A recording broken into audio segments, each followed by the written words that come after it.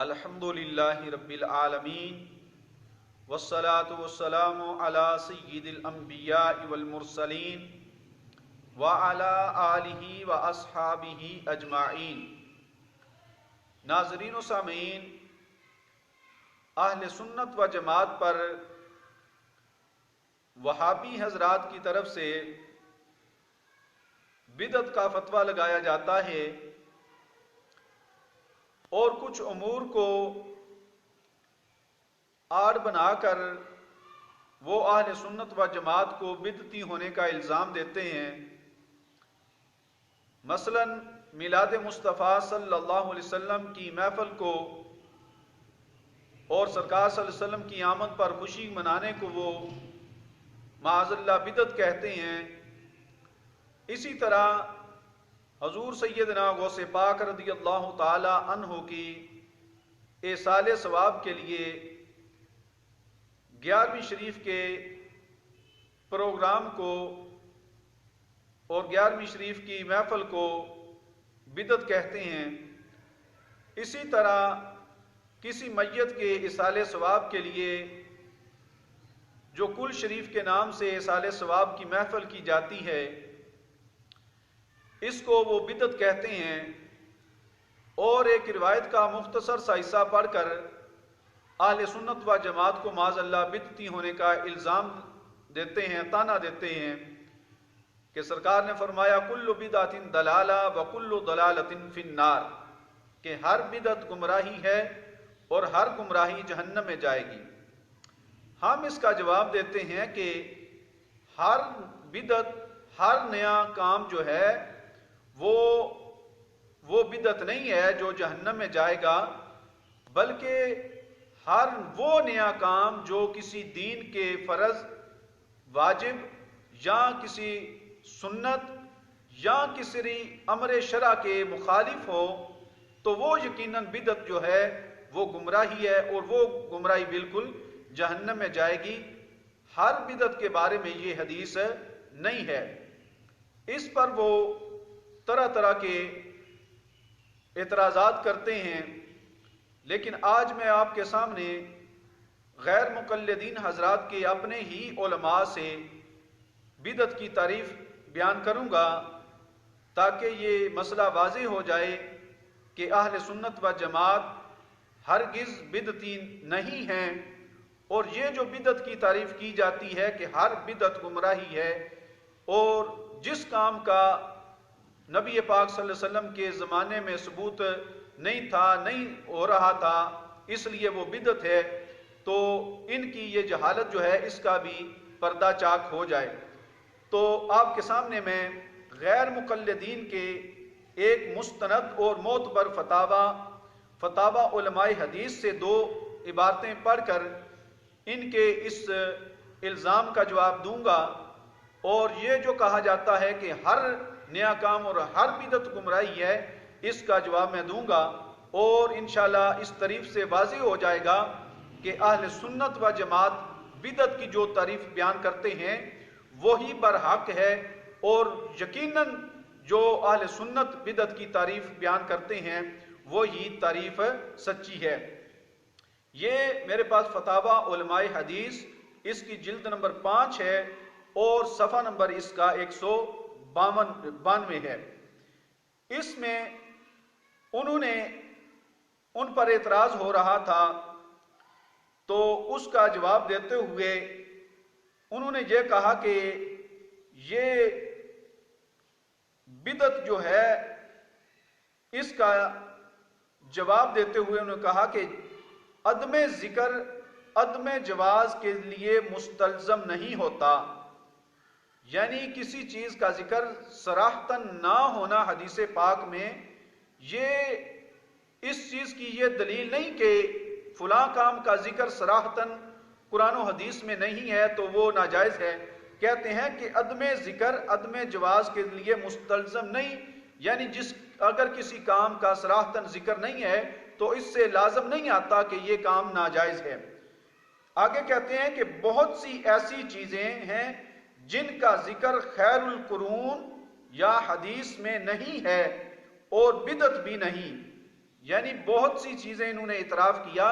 کہ بہت سی چیزیں ایسی ہیں جن کا ذکر خیر القرون یا حدیث پاک میں نہیں ہے، لیکن وہ بدعت بھی نہیں ہیں۔ یہ جو ہے لکھا ہے علی محمد سعیدی جو اس فتاوی کے مرتب ہیں، ان کی اپنی یہ عبارت ہے۔ اس کے بعد صفحہ نمبر 196 پر یہ بات لکھی کہ جس وقت ان پر یہ اعتراض ہو رہا تھا کہ تم کہتے ہو کہ ہر نماز میں یعنی امام کے پیچھے ہر رکعت میں سورہ فاتحہ پڑھنی ہے، تو اگر یہ سوال ہوتا تھا کہ اگر امام سورۃ فاتحہ پڑھ چکا ہے اور مقتدی امام کے سورہ فاتحہ پڑھنے کے بعد نماز میں داخل ہوا ہے تو آگے امام قرات کر رہا ہے سورت کی، تو پھر مقتدی کہاں سورہ فاتحہ پڑھے؟ تو ان پر انہوں نے یہ جواب کہا کہ وہ سقطات میں پڑھے، تو سقطات میں پڑھنے کی ظاہری ان پر کے پاس کوئی دلیل نہیں ہے کہ جس حدیث پاک میں ہو کہ جب امام سورہ فاتحہ کے بعد سورت پڑھ رہا ہو تو مقتدی بعد میں آنے والا وہ سقطات میں یعنی جس وقت امام رکتا ہے سانس لیتا ہے تو وہاں پڑھے۔ اس کی ان کے پاس کوئی دلیل نہیں تھی، تو جب یہ پھنس جاتے ہیں تو پھر وہی تعریف کرتے ہیں بدعت کی جو ہم اہل سنت و جماعت کرتے ہیں۔ اس پر ان پر یہ اعتراض ہوتا تھا کہ سقطات میں امام اہل حدیث سقطات امام میں سورہ فاتحہ پڑھتے ہیں تو کیا ہم بدعت کے مرتکب ہوئے؟ یعنی اس کا ثبوت حدیث پاک سے ثابت نہیں ہے۔ تو جواب دیتے ہوئے اس نے کہا کہ یہ محمد عبداللہ صاحب محتمم دار القرآن والحدیث لیل پور والے، یہ اہل حدیث مکتبہ فکر وہابیہ کے بہت بڑے جید ایک عالم دین گزرے ہیں، انہوں نے کہا کہ ہرگز نہیں اہل حدیث جو ہیں یہ بدعت کے مرتکب ہرگز نہیں ہوتے امام کے سقطات میں سورۃ فاتحہ پڑھ کے، جبکہ اس کا جواب بھی کوئی نہیں۔ کہتے ہیں کیونکہ بدعت کی تعریف یہ نہیں ہے کہ جو حدیث میں نہیں وہ بدعت ہے، بدعت کی تعریف یہ ہے کہ وہ مخالف دین ہو یا مفسد دین ہو۔ یعنی انہوں نے بھی تعریف وہی کی جو اہل سنت و جماعت کرتے ہیں کہ بدعت وہ نہیں کہ یہ 11ویں شریف میلاد مصطفیٰ یہ بدعت نہیں ہے، بدعت وہ جس کے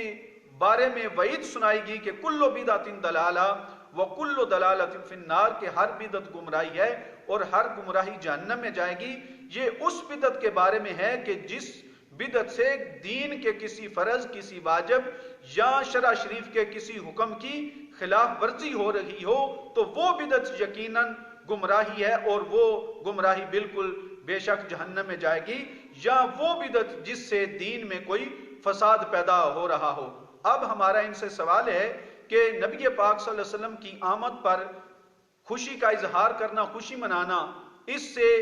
دین کے کون سے فرض کی خلاف ورزی ہو رہی ہے، یا کسی واجب کی خلاف ورزی ہو رہی ہے، یا کسی سنت کی مخالفت ہو رہی ہے، یا میلاد مصطفیٰ صلی اللہ علیہ وسلم کی خوشی منانے سے دین میں کون سا فساد پیدا ہو رہا ہے، یا 11ویں شریف کی وجہ سے دین میں کون سا فساد پیدا ہو رہا ہے، یا 11ویں شریف کی وجہ سے دین کے کون سے فرض واجب یا کسی سنت کی مخالفت ہو رہی ہے، یا اصال ثواب کے لیے میت کے اصال ثواب کے لیے کل شریف کی محفل سے دین میں کون سا فساد پیدا ہو رہا ہے۔ اسی طرح اذان سے پہلے درود پاک پڑھنے سے دین کے کس فرض واجب یا سنت کی مخالفت ہو رہی ہے، یا اس سے دین میں کون سا فساد پیدا ہو رہا ہے۔ تو یہ وہ بھی اس بدعت کے بارے میں ہے کہ ہر بدعت گمراہی اور گمراہی جہنم